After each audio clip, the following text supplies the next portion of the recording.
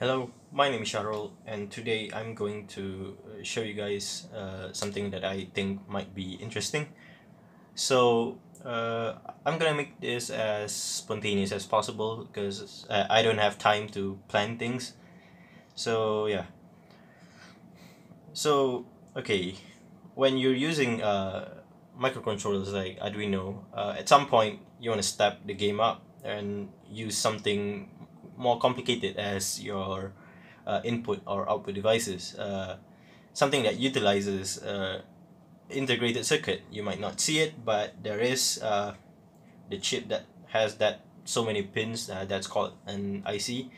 So you might be wondering how this device only have two data pins or a few data pins, but can perform a very complicated task like displaying complicated dot matrix. So okay, yeah, you get the point.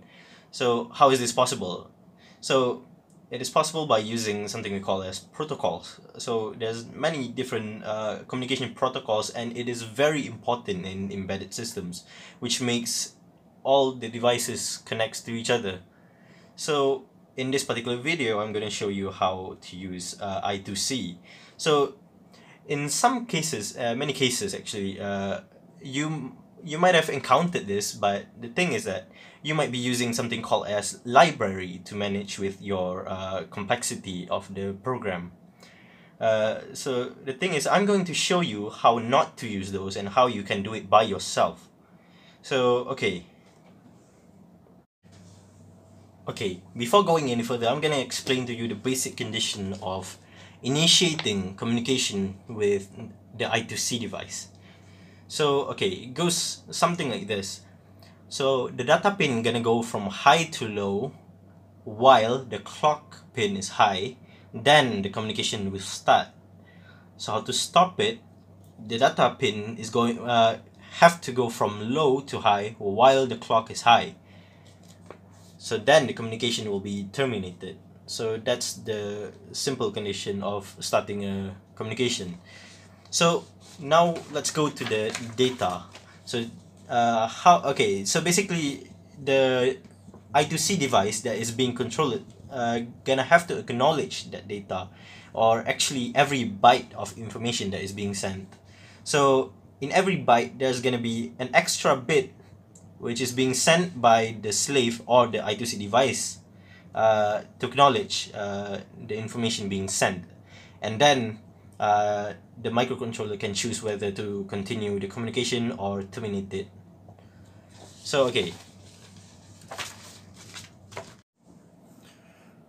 okay, so the device that I'm going to use to demonstrate this I2C protocol is a device called MPR121.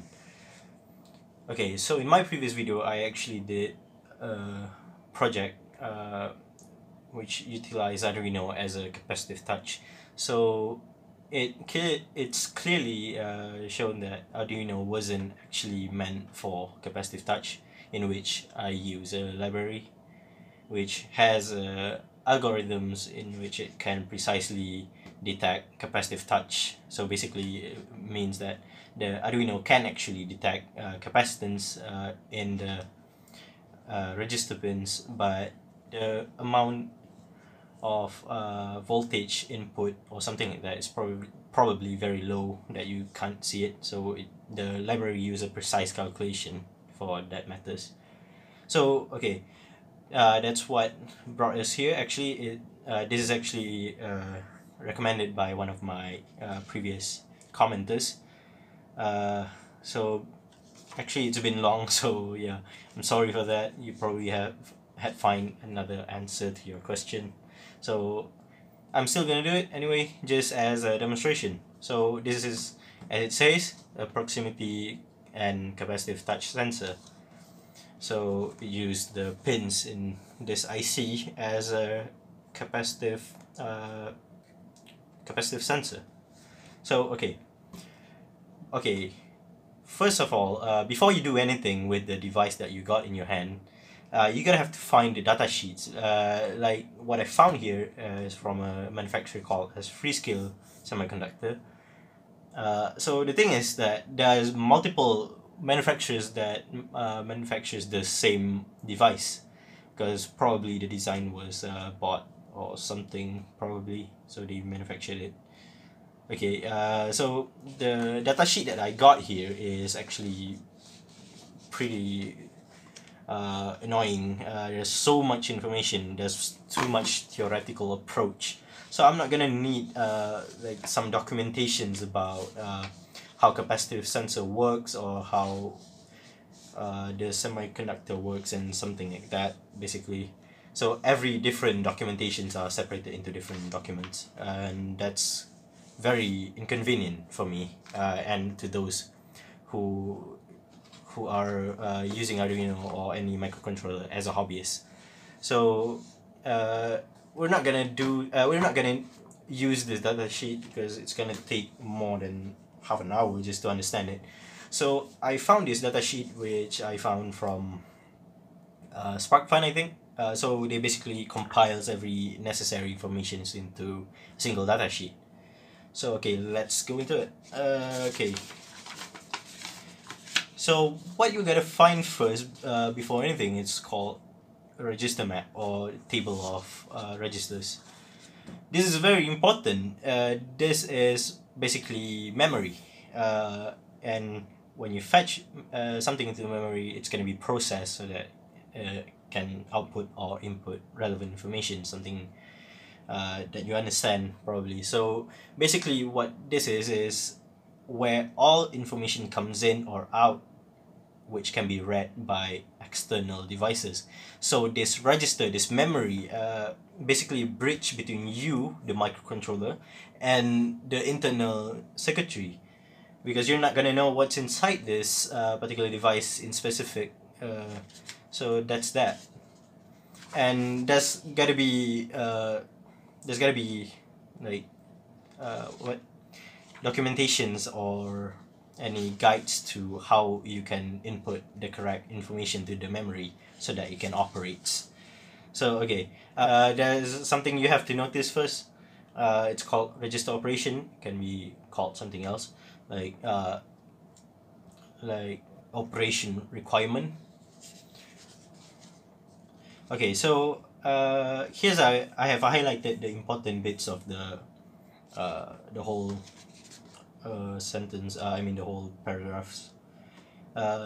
So you have to note that this is a power on reset device. Okay, oops, okay, there goes the last page. Okay, so it's a power on reset device. So basically whenever you turn the power off, nothing will be saved, because this is a memory. As you know, memory doesn't save information. That would be EEPROM or EEPROM, something like that. Okay, so the default mode is stop mode, and whenever you configure the device, it's going to be in run mode.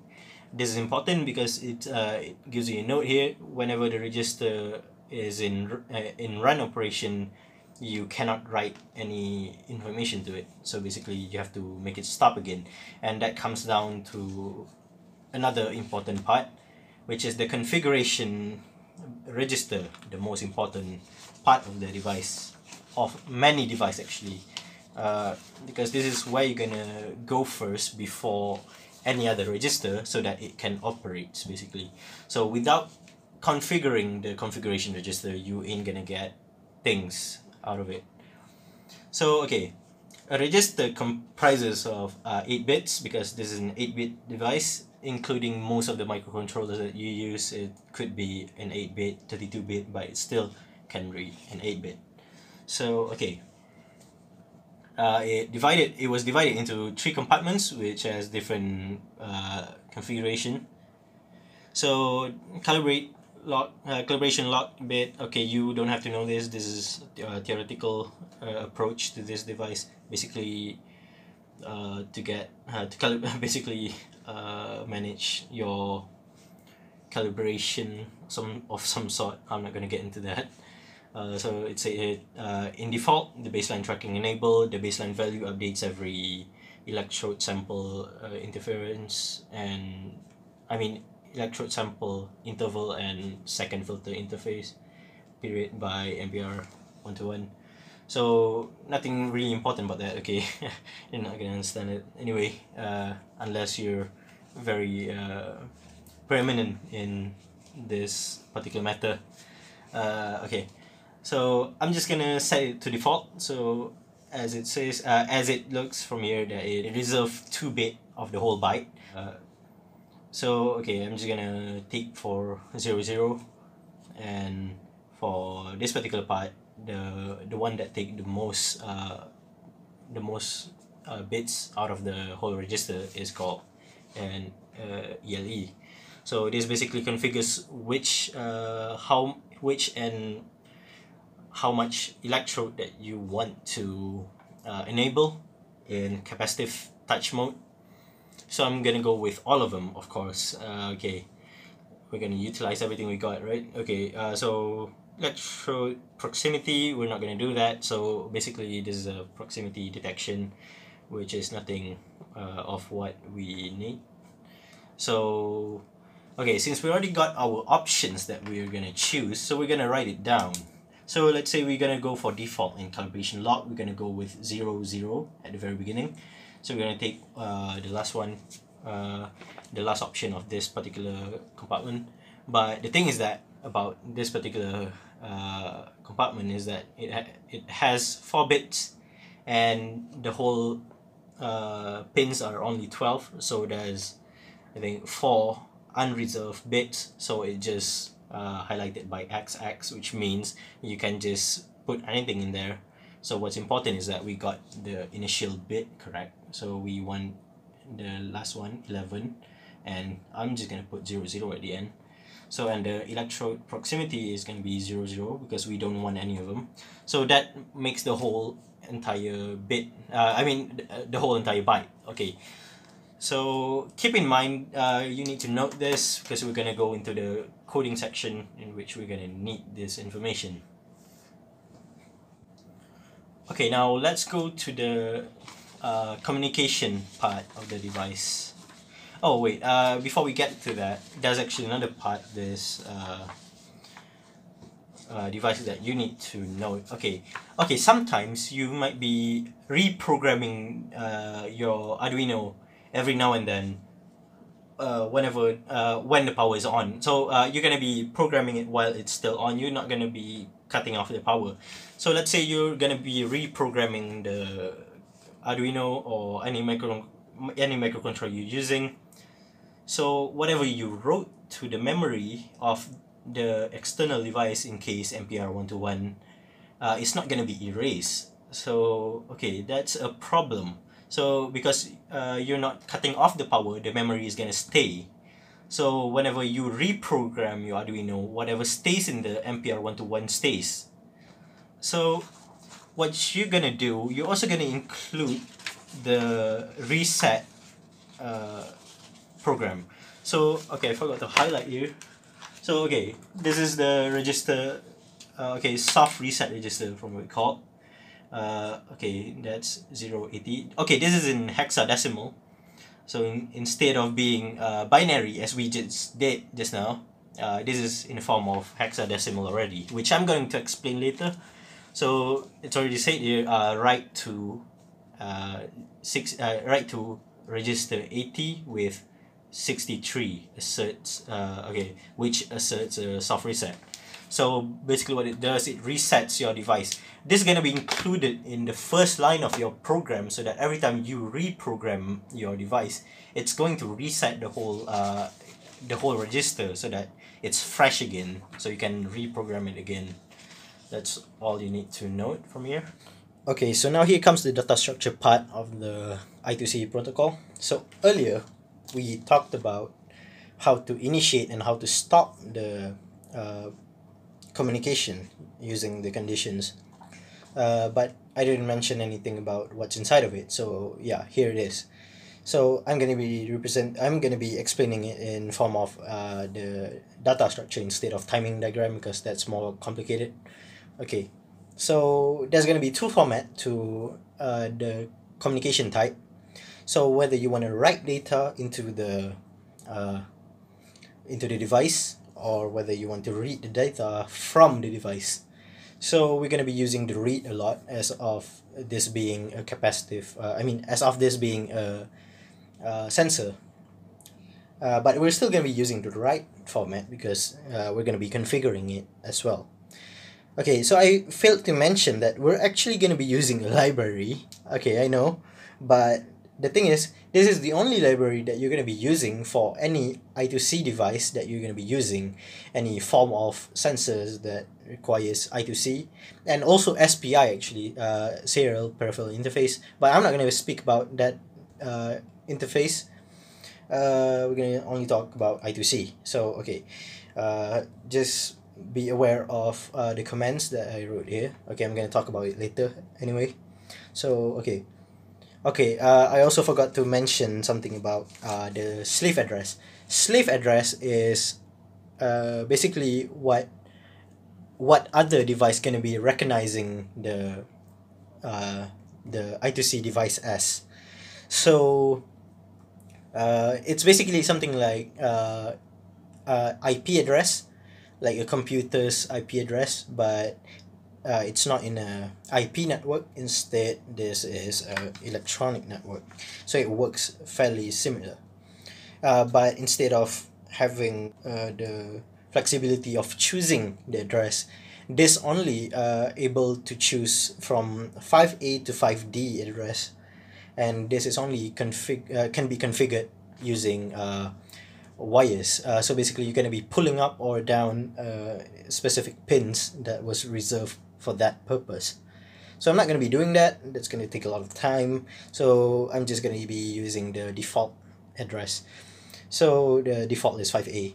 Okay, and I also forgot to mention that this is represented in hexadecimal, in which it will be represented in binary as of being a machine. Yes, it's going to be in binary. So okay, in the write format, it's going to start with begin transmission command with the 5A. So 5A is the slave address. So the microcontroller gonna recognize, the I2C device gonna recognize the data being transferred is for itself.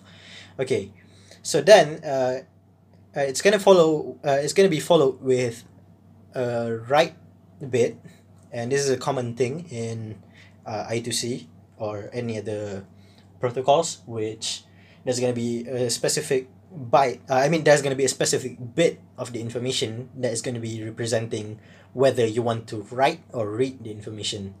So a write bit is 0. So here say 0. Indicates with writing. So okay, and then it's gonna be followed by the 9th bit. So in every byte that you send, okay, each byte is 8-bit. So it's gonna be followed by the 9th bit, which being the acknowledge. Acknowledge is sent by the MPR121. The I2C device, which indicates that it receives the information and ready for the ready for the subsequent information to be sent. So after the device is ready for the next transmission, we're gonna be sending the second byte. The second byte is a register address. So the device going to recognize that the information being sent is for this particular register address. Since we've been talking about configuration address just now, configuration register. So this is it. I think, yeah, from what it said earlier, 5E. So okay, and then if it's followed by acknowledge and then ready for the 3rd byte, which is the data. So okay, here's what is very interesting. The data itself. You can send multiple data in one communication interval. But the only thing that is interesting is that where is the data going to be stored? Okay, this is a simple visualization of how it continues. So after the data and acknowledge, you can send more data, and then the I2C device acknowledge, data acknowledge, so on and so forth. So okay, you get the idea. Okay, so yeah, where's the data going to be sent into? Where is it going to store the data in? Because there's only one register address here. There's slave address, register address, and data.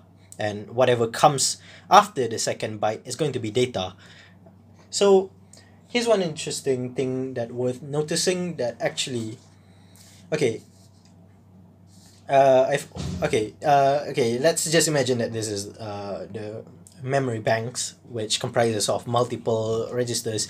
In here I listed 5E, so there's also 5F, 60, 61, so on and so forth.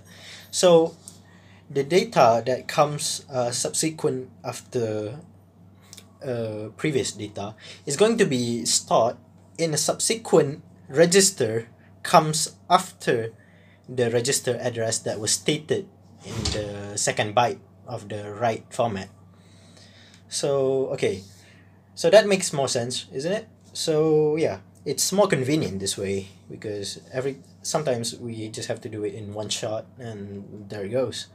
So okay, same goes to the read format. Okay, read format is a little bit different, but mostly similar. I mean, maybe okay. So in the read format, we use the same initial begin transmission with the device address, the slave address 5A, and then acknowledge. This is a write, so it's a bit 0 in the 8, and then ready for the register address, and then acknowledge. And then here's the different part in which this is where you stop. Actually, this is where you end the read transmission and start it again.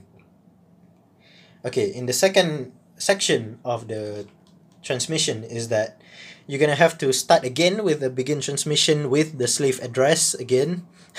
Okay, and then you're gonna be following with a read bit instead. This is a 1, as you can see, and then gonna be followed with acknowledge, and then the device is ready for information to be read by the microcontroller. So this is where you send request command, and it's going to be followed with multiple parameters, in which being how many bytes you're going to read. Yeah, it's something like data byte in the earlier write format that I spoke about. So okay, yeah, you can read multiple data byte as well. So okay, but you're going to state here of how much byte you're going to be reading.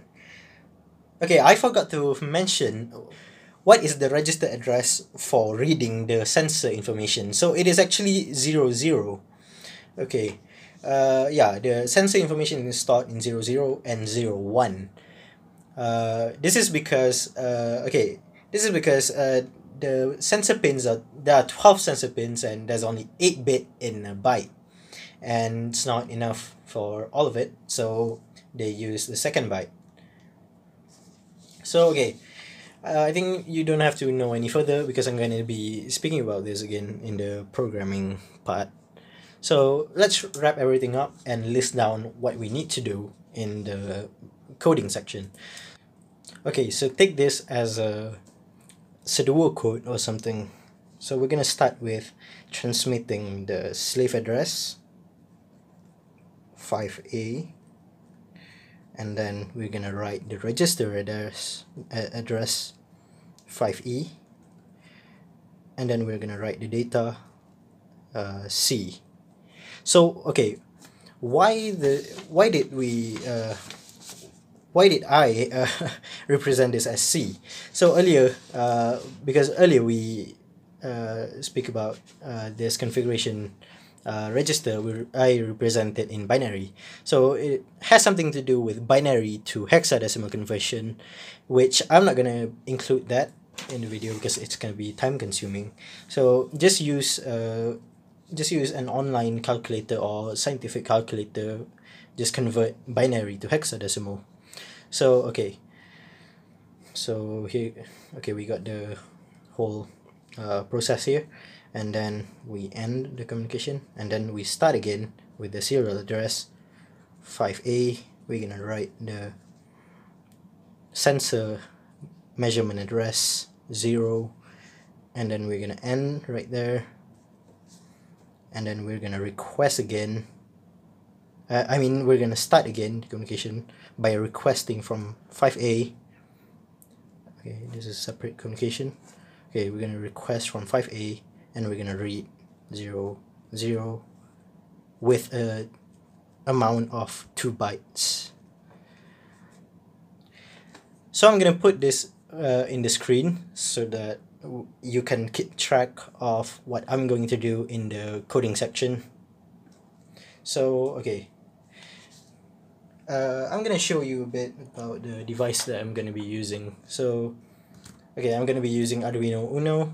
Okay, so this is the MPR121, all wired up with the I2C network, and this is the pins, the sensor pins. Since I don't want to solder anything or something like that, so I'm just gonna touch it with my tweezers so you guys can see the reading later on in the monitor.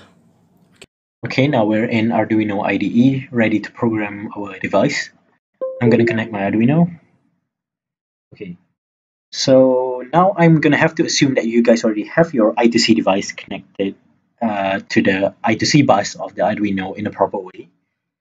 I'm not gonna explain, I'm not gonna show any schematics because you guys could be using any I2C device, and I'm expecting you guys to actually, because this lesson is generally for any I2C device, I2C capable device. So you guys could be using my lesson for any device ranging from displays or any type of sensors and whatnot. So, okay, I'm just gonna finish there and start with the program. So the first line of code is that I included a library. This is the library that I've been talking about earlier. So why I'm not using, why I'm not doing a raw program is because the, as I mentioned in the beginning of this video, the condition is actually quite confusing uh, if you guys heard. Okay, like pulling data pin to low while the clock is high and whatnot. Even a single condition will include a number of lines of code. So this is not very convenient in the long run. So that's why I'm using this. So it's actually simplicity at a substantial rate, I'd say. So what I meant is that this is not a dedicated library for a specific device. You could be using this library for any other uh, I2C protocol capable devices, because this library was made by Arduino themselves and have been used by many industries actually, including Adafruit. I'm very sure you guys heard of it. So yeah, it's not a specific library for a specific device. Yeah. Okay. Enough said. I'm gonna. Okay. Actually, I also forgot to mention I have to update this list of code. Okay, because I forgot to mention about the soft reset earlier. So yeah, I'm gonna start with the slave address. Again, transmission with 0 times. Okay. Why 0 times? I'm not sure myself, but to indicate that the data type you're using is a hexadecimal, you include 0 times. I have been wondering this myself, but never bothered to figure it out. So yeah, and then the register address, and then you write the data itself. 63.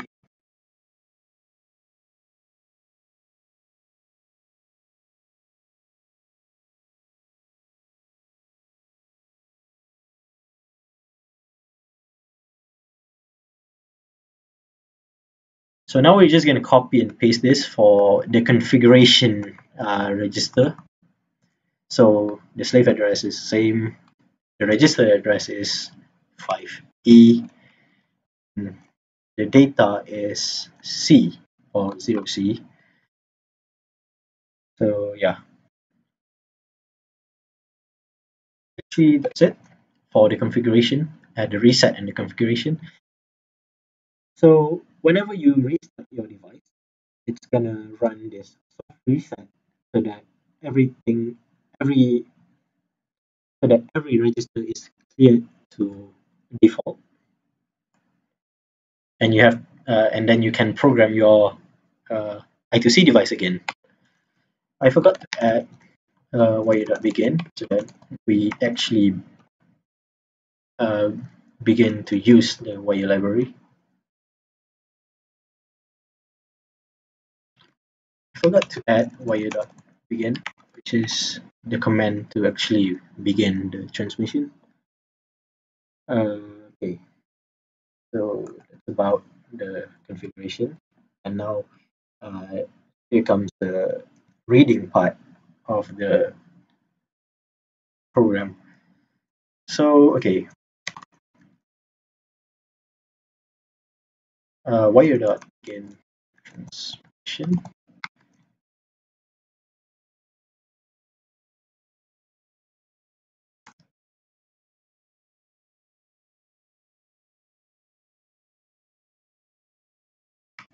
and then the sensor measurement register address, and then end transmission.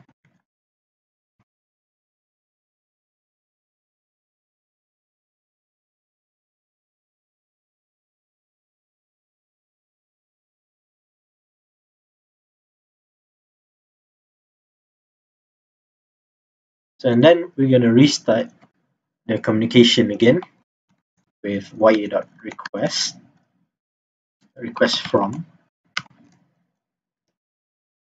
5A. I'm not sure this is the correct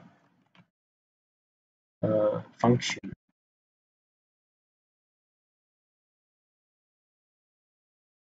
Oh, request from uh, the register at the slave address, the amount of byte that we're gonna read, and okay. So okay, before anything, there's actually three parameters to this particular function.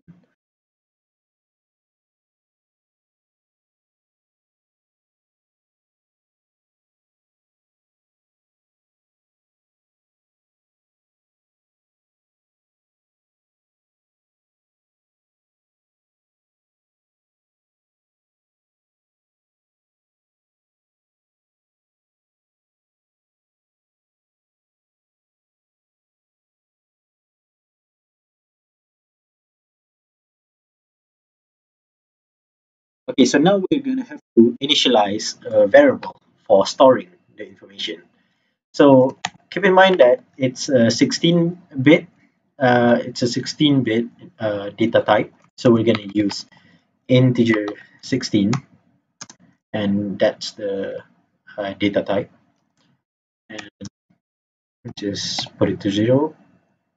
And now we're gonna put data equal wire.read. So after this particular line of command, the program are ready to read 2 bytes. So you're gonna have to put wire.read twice to read 2 bytes of the information. So what we're gonna do to join two of those bytes, we're gonna have to put an OR operator, and we put the second read.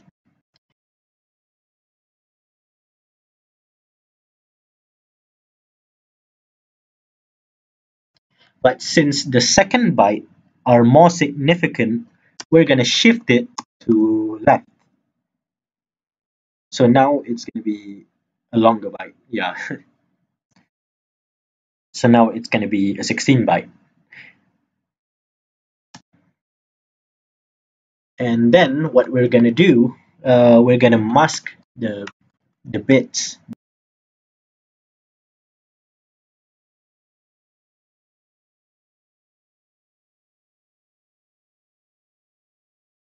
we're gonna mask the bits because we're not gonna need these last 4 bit of the information because we're only gonna need 12 of them.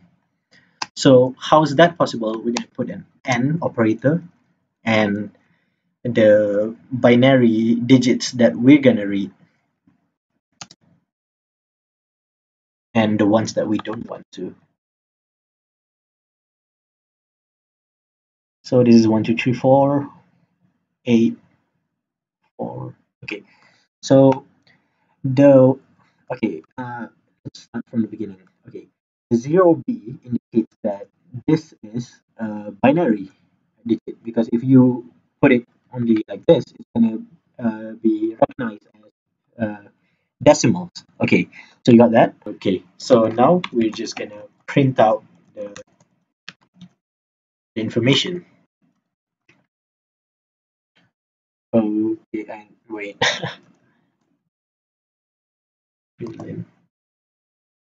So yeah, I forgot to include serial.begin as well. I think that's about it.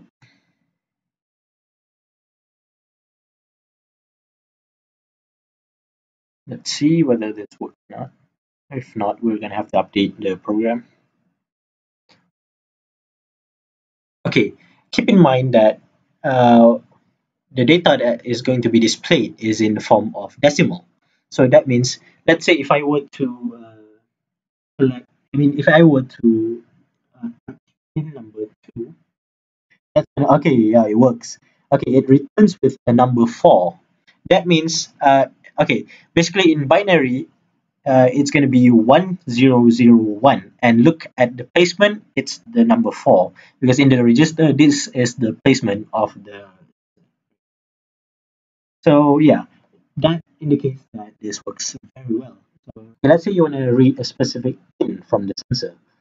Let's say you want to pick number 4, pin number 4, because you're going to have to assign that to a specific function that you want to do. Because if you simply just put data, you cannot assign it. You cannot assign specific pins for each specific function, something like that. So bit read with the variable that you're gonna read it from and the specific byte that you want to read. I mean the specific bit that you want to read. Let's say bit number 4 would be pin 4. I think. Dot two. So instead of returning with a decimal number, which not gonna make sense if you wanna assign it to a specific trigger function or something. So we only read a specific sensor bit. So 3.